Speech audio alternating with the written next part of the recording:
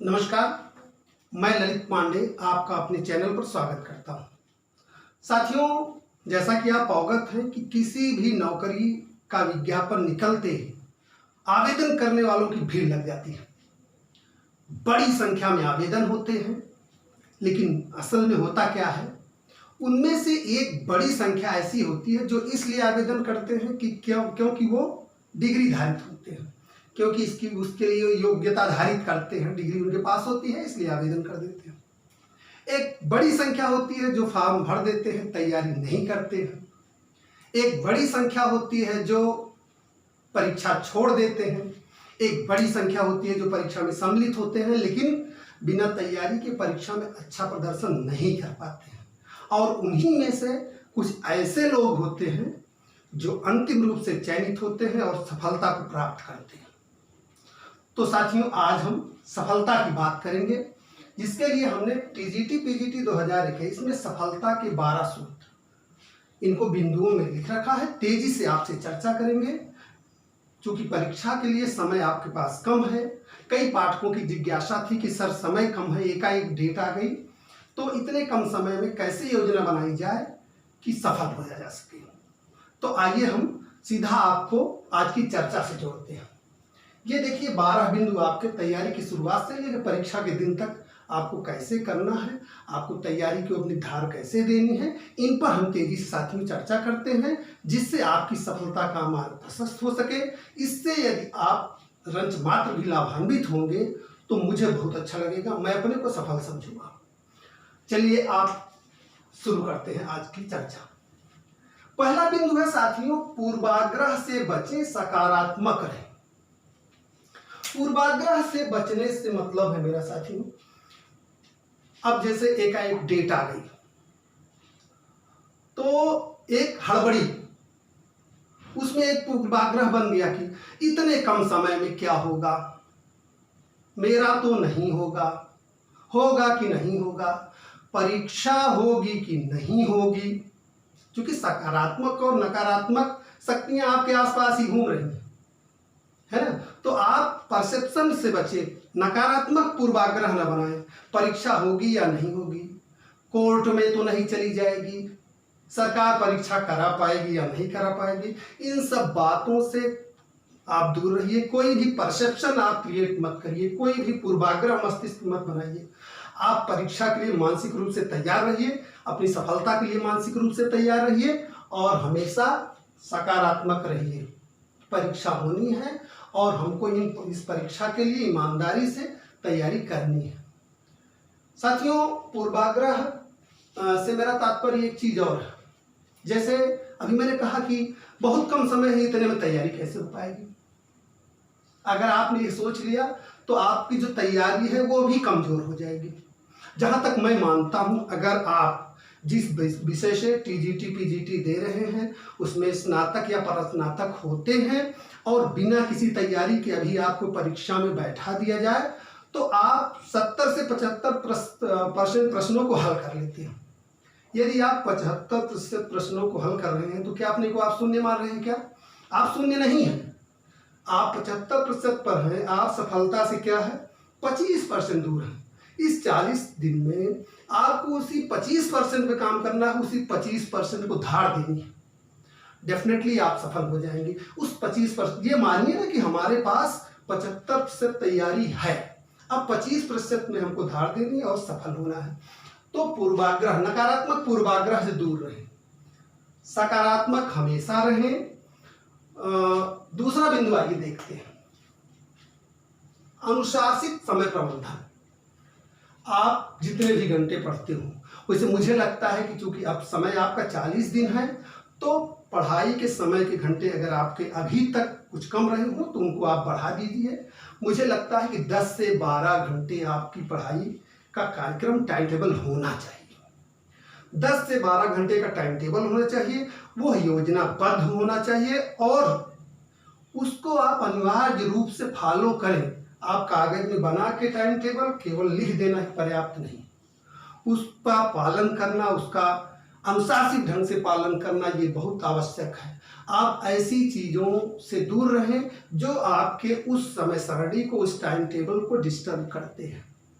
तो आप अपना समय प्रबंधन बिल्कुल अनुशासित रखिए। अब समय प्रबंधन, चूंकि सफलता का 75% इस बात पर निर्भर करता है कि आप अपना समय प्रबंधन कैसे करते हैं, अपने समय का आप निवेश कैसे करते हैं। अपने समय का आप निवेश अपनी तैयारी में, व्यवस्थित तैयारी में, योजनाबद्ध तैयारी में करेंगे तो आप सफल होंगे। अपने समय का प्रबंधन या अपने समय का निवेश आप फालतू करेंगे तो निश्चित रूप से असफल होंगे। तो आप अपने समय प्रबंधन को एकदम अनुशासित कर लीजिए। तीसरा बिंदु साथियों है पाठ्यक्रम के अनुसार पढ़ाई की योजना। अगर आपने अभी तक पाठ्यक्रम न खरीदा हो, पाठ्यक्रम आपके पास न हो, तो आप नेट से डाउन कर लीजिए, या अंसाल पेपर्स में पाठ्यक्रम दिए रहते हैं, आप पाठ्यक्रम देख लीजिए। पाठ्यक्रम के प्रत्येक प्रकरण, प्रत्येक बिंदु को ध्यान से देखिए, उससे संबंधित अध्ययन सामग्री देखिए। अध्ययन सामग्री आपकी क्या हो, पाठ्यक्रम से रिलेट हो। चूंकि किसी भी विषय का बहुत बड़ा पाठ्यक्रम है, बहुत बड़ा विस्तार है, तो हम पूरे विषय को परीक्षा के लिए नहीं पढ़ सकते। उस परीक्षा से संबंधित जो भी पाठ्यक्रम है उसको आप देखिए और उस पाठ्यक्रम से संबंधित अध्ययन सामग्री का चयन करिए और अध्ययन करिए। पाठ्यक्रम को आप क्या करिए, आधार बनाइए। जहां तक साथियों अगला बिंदु देखते हैं, अंसाल पेपर साथ रखें। ये देखिए, जितने मैंने 10-12 बिंदु लिखे हैं साथियों, व्यक्तिगत मेरा अनुभव है, उस 10-12 बिंदु में आपका ये चौथा बिंदु जो है अंसाल पेपर साथ रखें, ये बहुत महत्वपूर्ण है। अंसाल पेपर से मैं आपको लाभ बताऊं। अंसाल पेपर आप जैसे टीजीटी दे रहे हैं अगर, तो आप उस विषय का टीजीटी और पीजीटी दोनों का देखिए। अगर आप केवल पीजीटी दे रहे हैं तब भी आप टीजीटी पीजीटी दोनों का अंसाल देखिए। अंसाल से मैं फायदा आपको बता रहा हूँ। पहली चीज तो यह है कि प्रश्नों का पैटर्न आपको समझ में आ जाएगा। दूसरी चीज है कि जैसे एक प्रश्न दिया, उस प्रश्न में एक विकल्प सही है लेकिन 3 विकल्प क्या है, गलत। वह जो 3 विकल्प दिए गए हैं वो आपके विषय से ही संबंधित है, और जो सही विकल्प है वह तो आपके लिए महत्वपूर्ण है ही। जो गलत 3 विकल्प दिए हैं वो बहुत महत्वपूर्ण है, क्योंकि अगली परीक्षा में वही प्रश्न हो सकते हैं, वही सही उत्तर हो सकते हैं। इसलिए यह महत्वपूर्ण है कि आप सही विकल्प के साथ उन गलत 3 विकल्पों पर भी विचार करें। उससे ज्यादा महत्वपूर्ण बात यह है कि टीजीटी पीजीटी परीक्षा में आप पिछला इतिहास उठा के देख लीजिए 10-12 साल का, 7 से 8 प्रश्न, 10 प्रश्न, 12 प्रश्न पिछली परीक्षाओं के रिपीट होते हैं।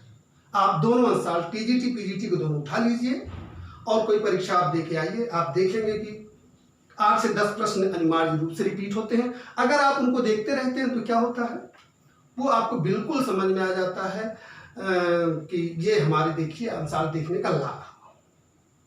उसके बाद साथियों जो सबसे बड़ा फायदा अंसाल पेपर का है वो ये है कि क्या पढ़ें क्या न पढ़ें, इसके निर्णय पर बहुत आसानी से आप पहुंच जाते हैं।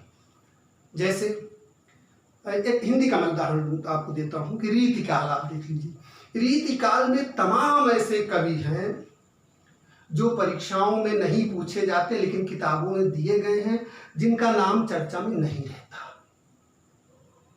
तो अब अंसाल आप देखेंगे तो आपको ये समझ में आ जाएगा कि कौन से नाम महत्वपूर्ण हैं, किनको हमको बहुत ध्यान से पढ़ना है, सेलेक्टिव होना है। क्योंकि सेलेक्टिव स्टडी करने से क्या होगा, जैसे एक मैं आपको बताऊं कि जब आप कोई भी बड़ी चीज, बड़ा प्रकरण पढ़ते हैं, जैसे मान लो आप बड़े लेखक या बड़े कवि को पढ़ते हैं, तो यह ध्यान रखिए कि उनका कोई छोटा से छोटा भी बिंदु न छूटे। लेकिन जो बहुत गौड़ लोग हैं, बहुत गौड़ नाम है, बहुत गौड़ बिंदु हैं, उन पर बहुत एनर्जी खर्च करने की जरूरत नहीं है। यह कैसे पता चलेगा, यह आपको अंसाल से पता चलेगा। अंसाल बहुत महत्वपूर्ण है, यह आप जान लीजिए आपके लिए। आइए अगले बिंदु पर चर्चा करते हैं। प्रामाणिक अध्ययन सामग्री का चयन, यह एक ऐसा बिंदु है जो आपको आपके प्रश्नों के अधिकतम सही होने की संभाव्यता को बढ़ाता है, आप में कंफ्यूजन नहीं क्रिएट करता है। प्रामाणिक अध्ययन सामग्री। प्रामाणिक अध्ययन सामग्री से मेरा तात्पर्य है कि आप पुस्तकों को पढ़िए, जो प्रामाणिक पुस्तकें हैं उनको पढ़िए। अभ्यास के लिए आपको प्रैक्टिस सेट, आपको गाइड निश्चित रूप से देखनी पड़ेगी, लेकिन अगर आपने प्रामाणिक पुस्तकों को पढ़ा है तो अगर कहीं गाइड में या प्रैक्टिस सेट में या मॉक टेस्ट पेपर में कोई गलती है तो आपकी तुरंत पकड़ में आ जाता है। तो अध्ययन सामग्री आपकी साथियों प्रामाणिक होना चाहिए। जैसे ही परीक्षा नजदीक आती है, मार्केट में छोटे छोटे प्रकाशनों की, छोटी छोटी गाइडों की, प्रैक्टिस सेट की भरमार लग जाती है और कई बार आपसे बताएं उसमें इतनी बड़ी गलतियां होती हैं जो घातक हो जाती हैं। तो प्रामाणिक अध्ययन सामग्री का चयन करिए, प्रामाणिक को पढ़िए, प्रैक्टिस सेट में, जिससे अगर कोई गलती या गाइडों में आप देखते हैं कोई गलती हो तो वो तुरंत आपको पकड़ में भी आ जाए।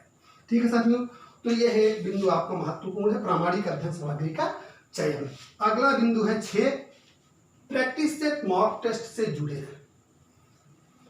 जो आप पढ़ते हैं उनसे विषय, उस प्रकरण से, उस चैप्टर से जो संबंधित प्रैक्टिस सेट है, मॉक टेस्ट हैं, या आप सोशल मीडिया के माध्यम में यूट्यूब से आप जुड़े हैं, किसी कोचिंग से जुड़े हैं, ऑनलाइन कोचिंग, वस्तु की इस समय ऑफलाइन कोचिंग तो चल नहीं रही है, तो अगर आप ऑनलाइन माध्यमों से जुड़े हैं, यूट्यूब चैनल से आप जुड़े हैं, या आप किसी ऑनलाइन कोचिंग से जुड़े हैं, टेस्ट सीरीज उनकी जो हो रही है उनका आप अभ्यास करते रहिए, मॉक टेस्ट देते रहिए, प्रैक्टिस से आप सॉल्व करते रहिए। उससे आपको पता चलता रहेगा कि आपकी तैयारी का स्तर क्या है, आपको इंट्रोस्पेक्शन करने का अवसर मिलेगा।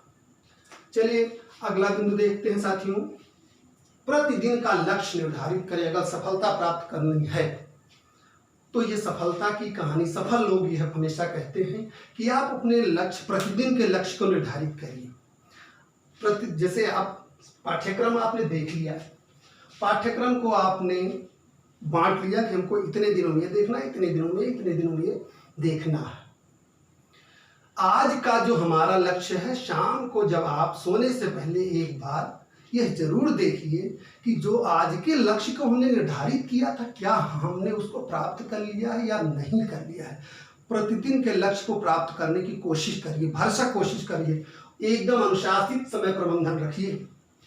और जब आप देखेंगे कि आपने उस दिन का लक्ष्य प्राप्त कर लिया है तो आपको बहुत अच्छा महसूस होगा, आप में सकारात्मक ऊर्जा का संचार होगा। उसके बाद साथ में एक बात और बताऊं, अगले दिन का लक्ष्य आज शाम को ही आप अपने एक नोट, डायरी या रफ में लिख लीजिए कि कब हमको इन प्रकरणों का अध्ययन करना है, इनका अभ्यास करना है, इनको तैयार कर लेना है।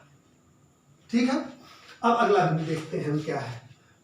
यह जो है आपकी सफलता पर सबसे बड़ा प्रभाव डालता है। स्वयं पर भरोसा रखें। आप अपने पर भरोसा रखेंगे तभी सफल हो पाएंगे। आप अपने को चयनित मानें। अगर विज्ञापन 100 है तो उसमें से 100 सीटों का विज्ञापन है तो उसमें से अपने एक सीट को सुरक्षित समझें। यह माने कि मैं कर सकता हूं, मैं करूंगा, मैं इसे प्राप्त करूंगा, मुझे सफलता लेनी है और मेरी एक सीट सुरक्षित है। इस भरोसे के साथ आपको पढ़ाई करनी है।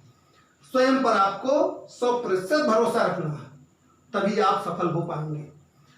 अगला बिंदु साथियों इसी बिंदु से संबंधित है, दबाव तनाव न लें। अधिकतम सहज रहने की कोशिश करें। टेंशन लेते हैं, दबाव लेते हैं, परेशानी में रहते हैं, उलझन में रहते हैं, क्या होगा क्या नहीं होगा वो आपके हाथ में नहीं है, वो आप कर पाएंगे। तो अगर आप दबाव लेंगे या आप तनाव लेंगे तो निश्चित रूप से आपकी तैयारी, आपकी एकाग्रता बाधित होगी। तो दबाव तनाव न लें, पूरी नींद लें, अधिकतम सहज रहने की कोशिश करें। अगला बिंदु साथियों देखिए, विषय के साथियों का समूह बनाएं और उनसे जुड़े रहें। यह एक अच्छा और महत्वपूर्ण बिंदु है कि जो भी आपके विषय से परीक्षा की तैयारी कर रहे हैं उनका एक समूह बनाएं, उनसे आप जुड़े रहें, चर्चा विषय की करते रहें। सोशल मीडिया के माध्यम, फोन है, व्हाट्सएप है, इनसे आप जुड़े रहें और उनसे विषय पे आपने क्या तैयारी की है उस पर आप चर्चा कर लीजिए। उन्होंने क्या तैयारी की है उस पर चर्चा कर लीजिए। निश्चित रूप से इससे तैयारी आपकी बेहतर होती है। विषय के साथियों का समूह बनाएं। ऐसे लोग जो आपके विषय से नहीं जुड़े हैं, या ऐसे लोग जो आपके समय का नुकसान करते हैं, या ऐसे लोग जो आपको नकारात्मक ऊर्जा देते हैं, उनसे दूर रहिए। विषय के साथियों का समूह बनाइए, उनसे जुड़े रहिए। 24 घंटे में एक बार आप विषय के साथियों से बाय फोन, बाय मैसेज संवाद जरूर कर लीजिए। अगला देखिए साथियों, बिंदु क्या है? लक्ष्य ऊंचा रखें, सीमा में न बंधे। जैसे मैं देख रहा था यूट्यूब पे, किसी ने हेडिंग लिखा था 80 प्रश्न कर लो हो जाएगा सिलेक्शन। मैं इससे सहमत नहीं हूं। यह प्रतियोगिता है और प्रतियोगिता की कोई सीमा नहीं है। दिन ब दिन प्रतियोगिता बढ़ती जा रही है। तो प्रतियोगी परीक्षाओं में आप स्वयं को सीमाओं में मत बांधिए। आपका लक्ष्य क्या होना चाहिए? लक्ष्य होना चाहिए 100% पहुंच। अगर टीजीटी की परीक्षा में 125 प्रश्न पूछा गया है, आप पूरे पाठ्यक्रम के अनुसार पढ़ाई करेंगे, आप योजना बनाकर तैयारी करेंगे, तो आपको अपना लक्ष्य अगर सफल होना है तो ऊंचा रखना होगा। आपके दिमाग में एक चित्र होना चाहिए, आपके मस्तिष्क में एक चित्र होना चाहिए कि मुझे 100% प्रश्नों तक पहुंचना है, मुझे 100% प्रश्नों को हल करना है। परसेप्शन से बचिए कि नहीं 110 कर लेंगे सिलेक्शन हो जाएगा, 112 कर लेंगे सिलेक्शन हो जाएगा, 110 आपने कर लिया, हो सकता है मेरिट 111 चली जाए। तो इसलिए इस तरह के पूर्वाग्रह से बचिए। आप लक्ष्य ऊंचा रखिए, अपने को लिमिट्स मत बांधिए, 100% के लिए तैयारी करिए। ठीक है साथियों, आइए अगला बिंदु देखते हैं। ये यहां तक तो आपकी बात हो गई तैयारी की।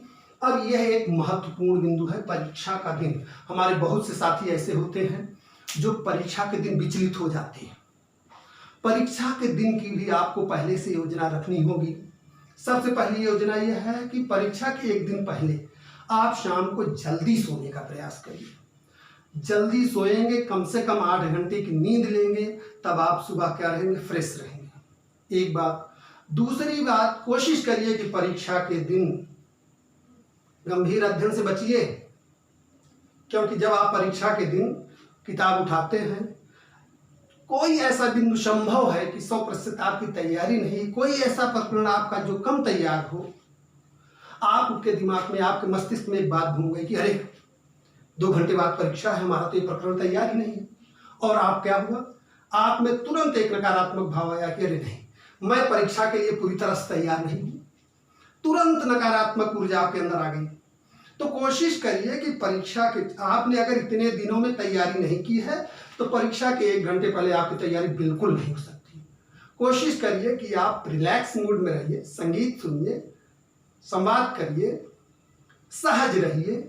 परीक्षा के दिन तनाव न लीजिए, दबाव न लीजिए। आपने क्या पढ़ा है, क्या नहीं पढ़ा है, उस दिन का विषय नहीं है। उस दिन आपको सहज भाव से परीक्षा में सम्मिलित होना है। एक दिन पहले अच्छी नींद लीजिए, सुबह उठिए तो आप तनाव न लीजिए कि किसी प्रकरण को लेकर बैठ जाइए, मेरा ये तैयार नहीं, उसके चक्कर में क्या होगा, जो तैयार होगा वो भी गड़बड़ हो जाएगा।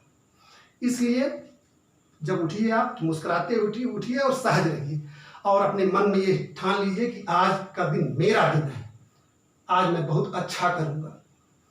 एक चीज, परीक्षा केंद्र साथियों, हड़बड़ी में गड़बड़ी बहुत है, आप जान लीजिए। परीक्षा केंद्र, आप कई बार ऐसा होता है कि कुछ लोग तैयारी कर रहे हैं, 1 बजे से परीक्षा है, 12:30 बजे तक कमरे पर अपना पढ़ रहे हैं। काहे पढ़ रहे हो भैया? अगर इतने दिनों में आपकी तैयारी नहीं हुई है तो 1 घंटे में आपकी तैयारी नहीं हो पाएगी। तो परीक्षा के दिन परीक्षा केंद्र पर परीक्षा होने से यह सुनिश्चित कर लीजिए कि आपको 30 मिनट पहले पहुंचना है। 30 मिनट पहले पहुंचिए वहां, आप वहां पानी पीजिए, आप वहां चाय पीजिए, एडमिट कार्ड अपना चेक करिए, आप अपनी पेन स्टेशनरी चेक कर लीजिए कि आपने लिया है कि नहीं लिया, एडमिट कार्ड लिया है कि नहीं लिया है, पेन आपने लिया है कि नहीं लिया है, पेन पेंसिल इरेजर जो आपकी जरूरत का सामान है वो आपने लिया है कि नहीं लिया है, आईडी प्रूफ आजकल लगता है परीक्षाओं में, आपने लिया है कि नहीं लिया। ये आप पहले से सुनिश्चित करिए। यह तभी हो पाएगा जब आधा घंटे पहले आप वहां पहुंच के रिलैक्स एकदम रहें। तो परीक्षा केंद्र पर आपको आधा घंटे पहुंचना, उसके बाद एक महत्वपूर्ण बिंदु है OMR शीट से संबंधित। मैंने कई केसेस देखे हैं जिसमें लोग जल्दबाजी में, घबराहट में, गलती से OMR शीट में गलतियां कर देते हैं, रोल नंबर भरने में गलतियां कर देते हैं और काले पेन से पॉलिश हो गई तो क्या होगा, फिर कंप्यूटर पढ़ेगा नहीं। गलत पॉलिश हुआ, ब्लेड से आप उखाड़ेंगे तब भी संभावना बनी रहेगी कि कंप्यूटर हो सकता है कि गलत रीडिंग कर ले या आपके रोल नंबर की रीडिंग ना करे, तो क्या होगा, आपका मूल्यांकन नहीं होगा, आपकी पूरी मेहनत बेकार चली जाएगी। तो पहले से OMR शीट भरने की आप अपने कमरे पर 1-2 दिन पहले, 2-4 दिन पहले 2-4 बार प्रैक्टिस कर लीजिए कि OMR शीट कैसे भरना है। एकदम सफाई से भरनी है, कटिंग नहीं करनी है, हड़बड़ाना नहीं है, सहज रहना है। ध्यान से पहले पढ़िए किस बिंदु में क्या वो जानना चाह रहा। ठीक है साथियों, तो यह रहेगा कि आप OMR शीट में गलती नहीं करेंगे तो आपका मूल्यांकन बहुत आसानी से हो सकेगा। प्रश्न पत्र पाते ही आप एकदम शांत होइए, शांत हो के प्रश्न पत्र को ध्यान से पढ़िए, फिर सही विकल्प का चयन करिए, उसके बाद आप क्रमशः अपना OMR शीट भरिए। ठीक है साथियों, इसके साथ साथ जो भी अभी युवा साथी हैं उनसे मैं एक चीज और निवेदन करना चाहूंगा कि इन 40 दिनों में आप जो भी परीक्षा के लिए बचे हैं 40-41 दिन, उसमें आप अपने को थोड़ा सा रिजर्व करिए, डिस्टर्बिंग एलिमेंट से दूर रहिए। रिश्तेदार, सांस्कृतिक कार्यक्रम, सामाजिक कार्यक्रम, है ना, इनसे आप बिल्कुल बचिए, इनसे आप कनेक्शन 40 दिन के लिए तोड़ लीजिए। और सफलता की राह में एक बड़ी बाधा आज मैं देखता हूं युवाओं में एक भटकाव है। क्या? अनावश्यक सोशल मीडिया का प्रयोग और उनसे ज्यादा जुड़ाव। तो इन 40 दिनों में वह सोशल मीडिया का माध्यम जो आपके समय का नुकसान करता हो उसको आप लिस्ट कर दीजिए। 40 दिन बाद फिर जुड़ लीजिएगा, क्योंकि ना फेसबुक बंद होगा ना व्हाट्सएप बंद होगा, समझ रहे हो ना। तो 40 दिन बाद आप उस पर अपना समय और ऊर्जा चैटिंग या बातचीत में दीजिए। और जहाँ तक रही उनकी बात, तो अगर आप सफल हैं तब वो आप से आगे संबंध रख पाएंगे, या आप उनकी दृष्टि में आपका सम्मान तभी होगा जब आप सफल होंगे, और आप सफल नहीं होंगे तो आप उनके लिए भी बेकार ही हैं। तो इसलिए सफल होना है तो उनसे भी आपको अगले 40 दिन तक दूरी रखनी होगी। ठीक है साथियों, मेरी बातों का अन्यथा न लीजिएगा। ये मेरा सिर्फ इसलिए कहना है कि मैं चाहता हूं कि आप सफलता का वर्णन करें। एक शेर है बहुत बढ़िया, उसके साथ मैं आज के वीडियो का अंत करना चाहूंगा कि जवां हिम्मत जो होते हैं वो दरिया पार करते हैं। जवां हिम्मत जो होते हैं वो दरिया पार करते हैं। जो हिम्मत हार जाते हैं उन्हें साहिल नहीं मिलता। जो हिम्मत हार जाते हैं उन्हें साहिल नहीं मिलता। तो आप हिम्मत बनाए रखिए, हौसला बनाए रखिए, उत्साह बनाए रखिए, दृष्टिकोण अच्छा बनाए रखिए, निश्चित रूप से सफल होंगे। साथियों, अभी तक मैंने जो बातें आपसे की, अगर आपको लगे कि मेरी बातें सही है, आप उनसे सहमत हैं, तो आप हमारे चैनल को सब्सक्राइब जरूर कर लीजिए। व्यक्तिगत समस्याओं के लिए भी आप व्हाट्सएप कर सकते हैं, प्लीज कॉल न करिए। आप इस नंबर पर मुझे व्हाट्सएप करके मुझसे निर्देशन परामर्श प्राप्त कर सकते हैं। मेरे चैनल को सब्सक्राइब करेंगे तो इस तरह के वीडियो भविष्य में भी आपको मिलते रहेंगे। तो फिलहाल इस तरह के एक नए वीडियो के साथ आगे मिलते हैं आपसे। तब तक के लिए नमस्कार, धन्यवाद।